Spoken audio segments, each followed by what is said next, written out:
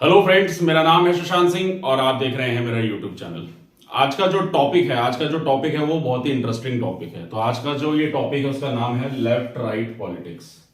लोकसभा 2024 के इलेक्शन चल रहे हैं। 2 चरण के फेजेस के इलेक्शन हो चुके हैं कई जगहों पर। तो अभी फेजेस बाकी हैं और अभी पूरा महीना बचा हुआ है। मैं जो वीडियो शूट कर रहा हूं अभी तो मई का महीना है, अभी पूरा महीना बचा हुआ है। लोकसभा इलेक्शन है तो इलेक्शन का माहौल है। तो ऐसे में एक टीचर का भी एक बहुत बड़ा रोल होता है कि सोसाइटी को अवेयर करना कि वोट की क्या इंपॉर्टेंस है इंसान की अपने जीवन में। एक एज अ सिटीजन आप लोगों को वोट करना कितना जरूरी होता है, पर साथ ही साथ आप लोगों को बताना कि आप लोग ये जो पॉलिटिकल आइडियोलॉजीज होती है जो अक्सर आप लोग सुनते हैं, चाहे वो लेफ्ट पॉलिटिक्स है राइट पॉलिटिक्स है, तो ये लेफ्ट राइट होता क्या है ये पॉलिटिक्स, कहाँ से इन वर्ड्स का ओरिजिन हुआ था, वो बातें आज मैं अपनी इस वीडियो में करूंगा। तो टॉपिक इंटरेस्टिंग है। कोशिश करूंगा इस वीडियो को छोटी सी छोटी बनाने की ताकि चीजें कम समय में आपको बेहतर तरीके से मैं समझा सकूं। अब यहाँ पे एक बात और आती है कि इस वीडियो को, ये जो टॉपिक है इसको शुरू करने से पहले यहाँ पे एक बात बताना चाहूंगा। यहाँ पे कुछ बातें मैं वर्ल्ड हिस्ट्री की करना चाहूंगा। तो जिन बच्चों ने वर्ल्ड हिस्ट्री को पढ़ा हुआ है, वैसे मैंने अपनी क्लास 9th एनसीईआरटी में पूरी वर्ल्ड हिस्ट्री, चाहे वो फ्रेंच रिवॉल्यूशन हुआ, सोशलिज्म हो गया या फिर नाजिज्म हो गया, जर्मनी हिटलर के बारे में मैंने अच्छे से बनाया हुआ है। वो लोग आप देखना चाहो तो देख सकते हो। और मैंने छोटी छोटी वीडियोज भी इनके ऊपर बनाई हुई हैं कुछ टॉपिक्स पे। पर फिर भी मैं कोशिश करूंगा, जिन लोगों ने नहीं भी देखी तो भी कोई दिक्कत घबराने वाली बात नहीं है। मैं यहाँ पे ब्रीफ में आप लोगों को बताता चलूंगा। तो ये क्या होती है लेफ्ट राइट पॉलिटिक्स। कई बार आप लोग सुनते हैं कि राइट विंग लेफ्ट विंग, हम लोग इस विचारधारा को फॉलो करते हैं। देखिए क्या होता है ना कि हमारे भारत देश में काफी सारे रिलीजन है, काफी सारे धर्म हैं, काफी सारी भाषाएं हैं, काफी सारे लोग रहते हैं, मल्टीपल कल्चर है, ट्रेडिशन है।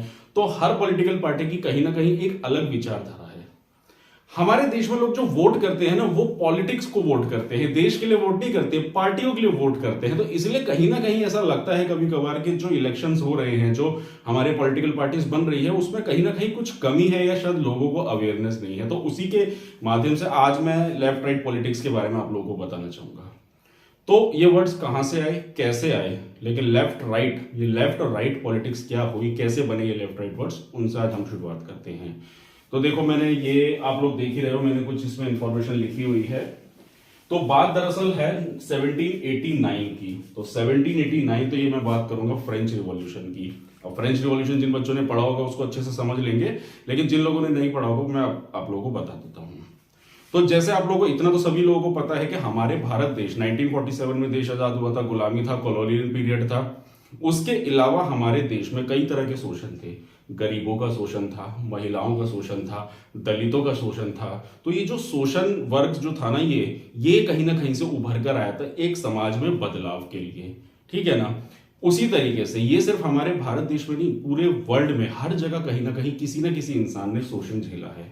तो जैसे कि मैं बात करूं फ्रेंच रिवॉल्यूशन की, तो फ्रेंच रिवॉल्यूशन में क्या हुआ था कि उस समय में भी एक समाज था, एक वर्ग था जो दबाया हुआ था। जैसे कि मैं बात करूं, महिलाओं को दबाया हुआ था। वहां पे महिलाओं को वोटिंग राइट्स नहीं थे। वहां पे एक गरीब वर्ग था जिसको पूरा का पूरा दबाया हुआ था। हर जगह जो था एक तरह से राजा का शासन चलता था। पहले क्या था, राजा का टाइम पीरियड हुआ करता था और राजा को रिलीजियस लोग सपोर्ट किया करते थे। तो वो एक वर्ग, जो एक गुट था, वो अलग ही बट गया था और वो फिर शोषण करता था गरीबों का और महिलाओं का, और या फिर आप कह लो कि जैसे जो फार्मर्स होते थे उनसे ज्यादा से ज्यादा टैक्स लेना। तो इस तरीके की कुछ समस्याएं थी फ्रांस में। फ्रांस में फिर रिवॉल्यूशन आता है, लोग बगावत करते हैं। तो जो गरीब वर्ग है जिसका शोषण हो रहा है, उसको हम कहीं ना कहीं कहते हैं कि वो लेफ्ट में लोग होते हैं। और जो लोग समाज में बदलाव नहीं चाहते हैं उनको राइट में कहा जाता है। लेकिन फिर भी ये लेफ्ट राइट ही क्यों नाम रखा गया, तो हम उसको अब यहां से समझते हैं। तो जब ये फ्रेंच रिवॉल्यूशन चल रहा था ना, जब काफी सारे लोग थे जिन्होंने समाज में बदलाव की बात करी, जब उन्होंने कहा कि हमें समाज में बदलाव चाहिए, यानी कि जो मतलब ये मान लीजिए कि जो फार्मर्स थे सिर्फ वही लोग टैक्स देंगे। यानी कि आप मान लीजिए जो गवर्नमेंट के अंडर काम करने वाला हुआ, चर्च में काम करने वाले लोग हो गए, जो धार्मिक लोग थे, वो लोग टैक्स से एग्जम्प्ट थे, वो लोग टैक्स ही नहीं देते थे, राजा टैक्स नहीं देगा। तो इस तरीके से फिर जो गरीब का शोषण था, महंगाई थी, और महिलाओं को तो वोटिंग राइट्स ही नहीं थे। तो ये जो समाज के साथ ये जो परेशानियां थी, और यहीं से कहीं ना कहीं फिर लिबरल इक्वालिटी, आज जो हम संविधान में अपने वर्ड पढ़ते हैं ना, वो वहीं से निकल कर आए थे। तो यहीं से शुरुआत हुई थी। तो अगर मैं नट सेल में कहूं कि ये लेफ्ट राइट की पॉलिटिक्स या लेफ्ट राइट आइडियोलॉजी आई कहां से, कि जब एक पिछड़ा हुआ वर्ग, यानी कि चाहे फिर वो महिलाएं हो गई, जैसे हम फेमिनिज्म की कई बार बात करते हैं, तो चाहे फिर वो महिलाओं की बात करें, चाहे वो गरीबों की बात करें, चाहे वो पिछड़ी जातियों की बात करें, किसी भी कंटेक्स्ट में, तो उन लोगों ने जब समाज में बगावत करी राजा के खिलाफ, तो उनको लेफ्ट लोगों को कहा गया और इधर फिर उन लोगों को राइट कहा गया। लेकिन अब इसको और बेहतर तरीके से समझाता हूं। तो जैसे मैंने आपको बताया कि फ्रेंच रिवॉल्यूशन की बगावत चल रही थी, तो नेशनल असेंबली थी वहां पे, जैसे पार्लियामेंट होता है ना हमारा, वहां पे मीटिंग चल रही थी इस बात के लिए। बीच में राजा बैठा होता है, लेफ्ट में गरीब लोग बैठे थे जो बगावत कर रहे थे, राइट में राजा के सपोर्टर्स बैठे थे। तो यहीं से शुरुआत हुआ कि वो लेफ्ट में बैठे लोग लेफ्ट विंग बन गए और वो लोग बन गए राइट विंग। तो यहीं से ये अक्षर निकल कर आए थे, लेफ्ट और राइट। तो ठीक है, तो यहां तक आप लोगों को समझ में आ गया कि लेफ्ट और राइट होता क्या है, कौन लेफ्टिस्ट होते हैं, कौन राइटिस्ट होते हैं। तो हम लोग अक्सर सुनते हैं ना कि लेफ्टिस्ट पॉलिटिक्स, जैसे जेएनयू की बात करो, अगर जवाहरलाल नेहरू यूनिवर्सिटी की, वो बताते हैं वामपंथियों का गढ़ है, जैसे वहां पे लेफ्टिस्ट आइडियोलॉजी ज्यादा चलती है, कम्युनिस्ट पार्टी ऑफ इंडिया। तो वो पार्टीज वगैरह कैसे आई उसके बारे में भी मैं यहाँ थोड़ा ब्रीफ आप लोगों को अभी बताऊंगा। तो ये होती है हमारी लेफ्ट आइडियोलॉजी और राइट आइडियोलॉजी। तो लेफ्ट आइडियोलॉजी हो गई जो समाज में बदलाव चाहती है, तो उसके लिए बदलाव के लिए वो लोग बगावत करते हैं, फिर उनकी पॉलिटिकल पार्टीज बनती है और फिर उन आइडियोलॉजीज पे वो लोग चलते हैं। और राइट विंग हो गए जो समाज में बदलाव नहीं चाहते, एक स्थिरता रखना चाहते हैं, जो फ्रेंच रिवॉल्यूशन में हम लोगों ने देखा था। ठीक है ना, तो ये तो लेफ्ट राइट की पॉलिटिक्स हो गई। तो जो लेफ्ट में बैठे थे उन लोगों को लेफ्ट बोला गया और इधर राइट बोला गया, तो यहां से लेफ्ट राइट की पॉलिटिक्स स्टार्ट होती है। ठीक है ना। अब उसके बाद तो ये तो चलो मैंने फ्रेंच के कंटेक्स्ट में बात करी, अब हम अपने भारतवर्ष में आ जाते हैं, इंडिया की बात करते हैं। लेकिन उससे पहले लेफ्ट में कौन कौन लोग आते हैं, किस किस विचारधारा के लोग आते हैं, क्या चाहते हैं वो लोग, उनकी बात करूंगा मैं। तो लेफ्ट और राइट दोनों की ही बात करूंगा। तो पहले मैं लेफ्ट के बारे में बता देता हूं। तो देखो, लेफ्ट में आते हैं जैसे गरीब लोग।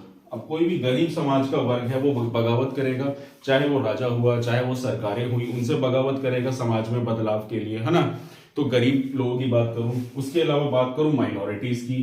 किसी भी कंट्री में जो माइनॉरिटी लोग होते हैं, जो जिनकी मतलब पॉपुलेशन कम होती है, तो वो लोग कहीं ना कहीं लेफ्ट में आ जाते हैं। वो लोग कहेंगे क्योंकि हमें अपने समाज के बदलाव के लिए करना है, हमें अपनी कम्युनिटी के लिए करना है यहाँ पे, क्योंकि उनका शोषण हो रहा है। ठीक है ना। उसके बाद आता है फिर, जैसे हमारा बच्चों की बात करूं मैं, सीनियर सिटीजन्स की बात करूं, जेंडर की बात करूं, जेंडर जैसे कि हमारा फेमिनिज्म। तो जब भी किसी भी चीज के लिए आवाज उठाना, जिनका शोषण हो रहा है, उसको हम लेफ्ट कहेंगे यहाँ पे।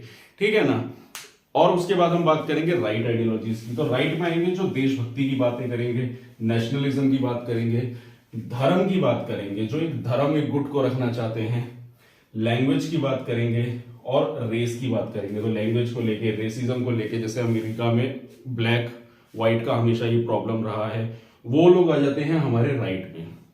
तो अब कौन इंसान लेफ्ट कहलाएगा, कौन इंसान राइट कहलाएगा, तो इसको मैं ज्यादा डिटेल में ना बता के डायरेक्ट एक पहले हमारी कुछ पॉलिटिकल पार्टीज है उसको कनेक्ट करूंगा। लेकिन उससे पहले चलो मैं पहले पॉलिटिकल पार्टीज को यहाँ पे कनेक्ट कर देता हूं, तो आप इजीली समझ जाओगे जल्दी से कि क्या होता है हमारे यहाँ।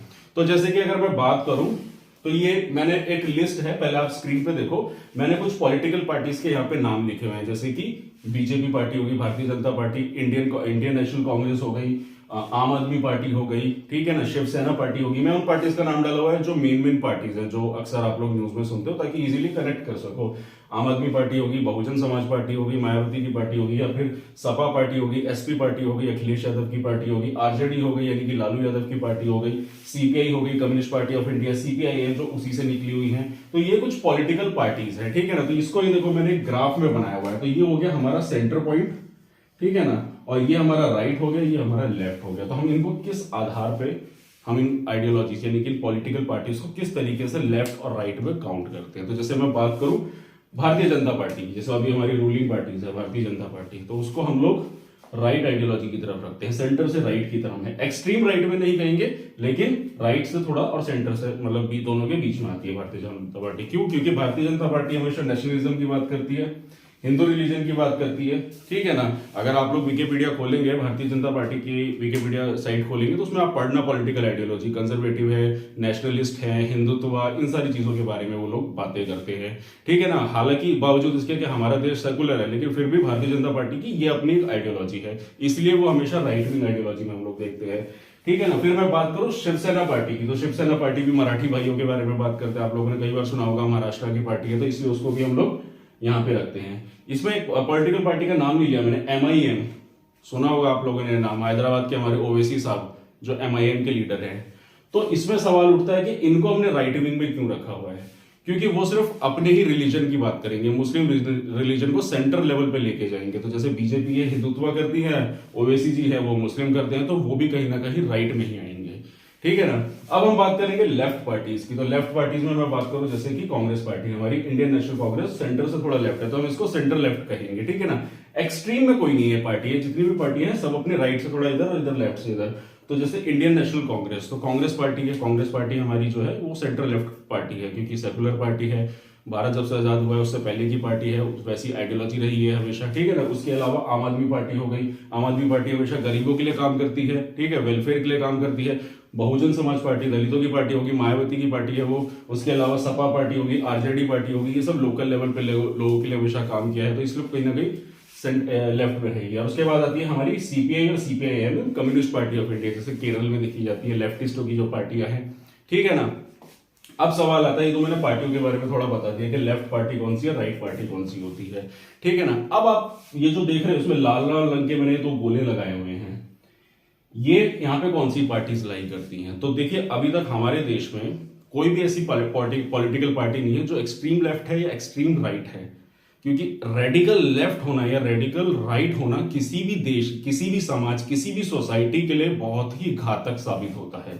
ये बात मैं ऐसे नहीं बोल रहा हूं, ये मैं तर्क पे बात बोल रहा हूं। ये बात बताना चाहूंगा, अगर मैं एक्सट्रीम राइट की बात करूं तो एक्सट्रीम राइट का मैं एग्जांपल देना चाहूंगा आप लोगों को हिटलर के बारे में, जिसने एक ऐसी विचारधारा लेके चली गई थी, उसके बोला था हमेशा कि जो बाकी ज्यूज लोग हैं, यहूदी लोग हैं, उसने लाखों लोगों को गैस चैम्बर में दबा के मारा था। तो जो हिटलर था वो भी इसी तरीके की विचारधारा को हमेशा लेके चला कि उसने काफी सारे यहूदियों को गैस चैम्बर में दबा के मारा। वो अपने देश को सिर्फ ब्राउन लोगों का जैसे देश बनाना चाहता था, एक कम्युनिटी का देश का लोग बनाना चाहता था। तो कोई भी कंट्री है, कोई भी समाज है, जब एक इंडिविजुअल रिलीजन को लेके चलेगी रेडिकली और बाकी सारे रिलीजन्स को नजरअंदाज कर देगी या रेस को नजरअंदाज कर देगी, वो कहीं ना कहीं extreme radical Orthodox conservative type के लोग कहे जाते हैं, जिनको हम लोग हमेशा रेडिकल राइट यानी कि एक्सट्रीम राइट में रखते हैं। तो हिटलर इसका एक सबसे बड़ा एग्जांपल था समाज में, ठीक है ना। उसके बाद अगर मैं एक्सट्रीम लेफ्ट की बात करूं तो अगर मैं एक्सट्रीम लेफ्ट की बात करूं तो यहां पे मैं बात करूंगा सोशलिज्म जो आया था हमारा रशियन रिवॉल्यूशन में, जब व्लादिमीर लेनिन जो इन लोगों का लीडर था, जिसने सोशलिज्म की आइडियोलॉजी को लेकर आया था, जिसने वर्कर्स के हक में बात करी थी कि जो बड़े बड़े बिजनेस क्लास थे, जो फैक्ट्री ओनर्स थे, जिन्होंने वर्करों का शोषण होता था, 12 घंटे 14 घंटे काम करवाया जाता था, तो उसके खिलाफ बगावत करी थी और वहां से लेफ्ट की आइडियोलॉजी निकल कर आई थी। दरअसल हुआ क्या था कि जो हमारे कार्ल मार्क्स थे, जो एक बहुत अच्छे सोशियोलॉजिस्ट थे, उन्होंने बताया था कि जो वेल्थ है उसको इक्वली बांटनी नहीं चाहिए। मैंने सोशलिज्म इसके बारे में भी काफी सारी वीडियो बनाई है, आप लोग वो भी चेकआउट कर सकते हो मैं डिस्क्रिप्शन लिंक से। तो सोशलिज्म की आइडियोलॉजी वहां से निकल कर आई। तो वो लोग कहीं ना कहीं क्यों, क्योंकि वो सारे के सारे गरीब लोग थे जिन्होंने बगावत करी थी सरकार के खिलाफ। फ्रेंच रिवॉल्यूशन में भी वही हुआ था, गरीबों ने सरकार के खिलाफ, राजा के खिलाफ आवाज उठाई थी। तो जब इन लोगों ने आवाज उठाई, बगावत करी, तो ये लोग फिर लेफ्ट कहलाए। लेकिन एक्सट्रीम लेफ्ट होना वो भी किसी ना किसी समाज के लिए बहुत ही ज्यादा घातक साबित होता है, क्योंकि बताया जाता है कि लेनिन के बाद जब स्टेलिन आए थे तो उन्होंने समाज में बताते हैं कि किस तरीके से रेड टेरर में कितने लोगों को जान से मारा था। रेड टेरर इसलिए ये जो लेफ्ट पार्टी होती है इसका रंग भी लाल होता है। तो एक्सट्रीम लेफ्ट भी होना एक समाज के लिए ठीक है, चलो समाज में बदलाव चाहिए, लेकिन क्रांति से कभी वो चीजें बदली नहीं जा सकती है। वो चीजें बदली जा सकती है समझदारी से, पॉलिटिकली डिबेट करके, इन सारी चीजों से। तो ये होता है हमारा लेफ्ट और राइट की पॉलिटिक्स, जिसके बारे में मैंने आप लोगों को इस वीडियो में बताया, एक ब्रीफ में समझाया कि क्या चीजें होती हैं, कैसे वर्कआउट करती हैं। तो अब अगर मैं अपने देश के कंटेक्स्ट में आऊं, अब ये तो सारी बातें मैंने आप लोगों को बता दी कि क्या लेफ्ट होता है, क्या राइट पॉलिटिक्स होती है। तो मैं बात करूं अगर हम अपने देश की पॉलिटिकल पार्टीज की, तो मैं यहाँ पे किसी को गलत नहीं ठहराना चाहूंगा, किसी भी पॉलिटिकल पार्टी को, चाहे फिर वो भारतीय जनता पार्टी हो, चाहे वो इंडियन नेशनल कांग्रेस हो। और एज अ टीचर मेरा काम है कि आप लोगों को सही चीजों का ज्ञान देना, आप लोगों को बताना कि पॉलिटिकल पार्टीज की जो आइडियोलॉजीज होती हैं, जो वर्कआउट करती हैं, तो आप लोग क्या चाहते हैं, आप लोगों को समाज में एक कैसा बदलाव चाहिए।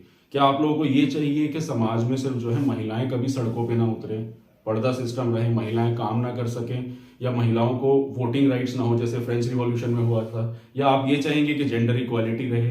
फेमिनिज्म की जो मैं बात करूं, फेमिनिज्म होता है कि जेंडर की इक्वालिटी, महिलाओं को बराबर का अधिकार देना, आदमी के बराबरी का, उसको भी नौकरी करने का हक है, उसको भी समाज में बाहर निकलने का हक है, कुछ भी करने का अधिकार है जितना एक मर्द को होता है। और उसके अलावा चाहे फिर मैं बात करूं जो हमारे समाज में, जो हमारे देश की जो सबसे बड़ी समस्या थी, जो जातिवाद, जिसको बदला था हमारे देश के डॉक्टर B.R. अम्बेडकर ने, द फाउंडर ऑफ कॉन्स्टिट्यूशन, जिन्होंने इस देश का संविधान लिखा था, जिन्होंने दलितों के हक में अनटचेबिलिटी को अबॉलिश करा था, बदला था जो छुआछूत हमारे देश में सालों से चलती चली आ रही थी। तो वो जो बदलाव था, तो ऐसे ही इन विचारधाराओं को फॉलो करना है, या आप उन विचारधाराओं को फॉलो करना चाहोगे कि जो समाज में एक वर्ग है, जो एक लोग हैं जो बस उसको कंट्रोल करके रखना चाहते हैं, कि जो एक वर्ग है, चाहे वो कुछ भी हो, चाहे वो पावर पे हो, चाहे वो पैसे वाला हो, और वो सोसाइटी में बस उन गरीबों को कंट्रोल करके रखना चाहेगा, तो किस तरीके की सरकार आप अपने देश में बनाना चाहते हैं, ये जरूर निर्भर करता है कि आप लोग इस चीज को सोचें। तो ये मेरी वीडियो देखने के बाद अपने आप को आप खुद डिसाइड कीजिए कि आपकी विचारधारा क्या है, आप अपने आप को किस सेंटर में रखेंगे, कि आप अपने आप को लेफ्टिस्ट समझते हैं कि राइटिस्ट समझते हैं। अगर आप कंटेक्स्ट पॉलिटिकल व्यू पॉइंट से देखो, तो देखो पॉलिटिशियंस की तो अपनी एक विचारधारा होती है, पर हर कोई अपनी विचारधारा पे 100% खरा साबित हो, ये जरूरी नहीं होता है। लेकिन फिर भी जरूरी है कि आप किसी भी पॉलिटिकल पार्टी या किसी इंडिविजुअल कैंडिडेट को वोट कर रहे हैं तो उसकी विचारधारा को समझिए कि उसकी क्या आइडियोलॉजी है, उस पॉलिटिकल पार्टी की क्या आइडियोलॉजी है, और क्या कौन सी आइडियोलॉजी हमारे देश के लिए बेहतर साबित हो सकती है। समाज में कई सालों तक हम लोगों ने कई तरह के शोषणों को देखा है। यहाँ मैं सिर्फ एक इंडिविजुअल चीजों की बात नहीं करूंगा, कई तरह के शोषण हम लोगों ने देखे हैं, उस बारे में फिर हम कभी और दिन बात करेंगे। तो इसीलिए हमेशा आप लोगों को पता होना चाहिए कि लेफ्ट और राइट की जो पॉलिटिक्स होती है, जो आइडियोलॉजी होती है, जो विचारधारा होती है, इसको समझ के ही एक बेहतर सरकार बनाएं अपने देश में। तो जैसे अभी लोकसभा का इलेक्शन चल रहा है, आप लोगों ने वोट कर दी होगी, जैसे मैं तो वोट कर चुका हूं, मैं गाजियाबाद की कॉन्स्टिट्यूंसी से बिलोंग करता हूं, तो वोट मैं कर चुका हूं। तो आप लोग भी जरूर वोट कीजिएगा इस लोकसभा इलेक्शन में। और अगर ये वीडियो आप लोगों को पसंद आए तो मेरे कॉमेंट सेक्शन में जरूर बताइएगा कि आप लोगों को ये वीडियो कैसी लगी। अगर कुछ कमी लगी हो तो जरूर मेरे को सजेशन दीजिएगा। तो आज के लिए इतना ही इस वीडियो में, मिलेंगे अगली वीडियो में और जानेंगे कुछ और नए टॉपिक्स के बारे में। तो आज के लिए इतना ही। तो अगर आप लोगों को मेरा काम पसंद आ रहा है, अगर आप लोगों को मेरी वीडियो अच्छी लग रही है, तो मेरे चैनल को सब्सक्राइब कीजिए, मेरी वीडियो को लाइक कीजिए।